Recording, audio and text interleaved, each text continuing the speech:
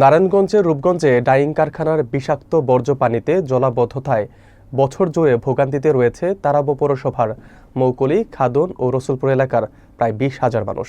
বিস্তারিত থাকছে মাকসুদুল হোসেন তুষারের প্রতিবেদনে। অভিযোগে রয়েছে Roni dyeing, Faria spinning, GM dyeing ও শিকদার ডাইং সহ একাধিক কারখানা ইটিপি ছাড়া সরাসরি বিষাক্ত পানি খালি ফেলছে। এতে পুরো এলাকায় দুর্গন্ধযুক্ত পানি ছড়িয়ে পড়ছে। টানা বৃষ্টি ও ডাইং বর্জ্য মিলে জলাবদ্ধতা চরমে ওঠে। মঙ্গলবার বিকেলে ক্ষিপ্ত এলাকাবাসী কারখানাগুলোর বর্জ্য পাইপ বন্ধ করে দেয়। স্থানীয় বাসিন্দারা জানান, বিষাক্ত পানি হাঁটা চলায় হাত পায়ে চর্মরোগ দেখা দিচ্ছে। সাবেক কাউন্সিলর আব্দুল মতিন জানান, সমস্যার সমাধান না হলে ঢাকা-সিলেট মহাসড়ক অবরোধ সহ বড় আন্দোলনে যাবেন তারা। এ বিষয়ে ইউএনও সাইফুল ইসলাম বলেন, বৃষ্টিতে জলাবদ্ধতা হয়েছে, তবে ডাইংয়ের বিষাক্ত বর্জ্যের বিষয়টি তদন্ত করে ব্যবস্থা নেওয়া হবে। জনগণের এই ইয়ের মধ্যে পানি ছেড়ে দিছে, জনগণের বাড়ি ঘর সব হয়েছে বিপু ভাইয়ের ইয়ার রসুলপুর এলাকা ডাইং এর পানি আশেপাশে আরো 2টা মিল আছে, জিএম ডাইং।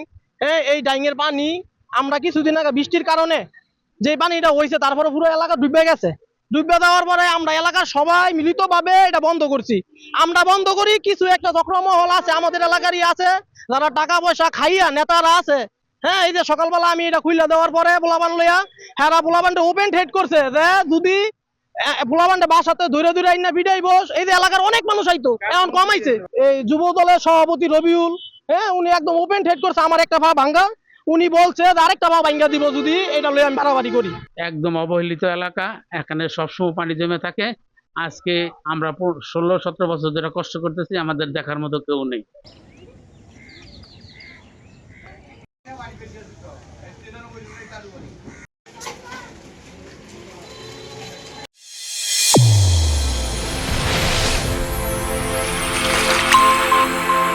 চ্যানেল A1 হৃদয়ের স্পন্দন।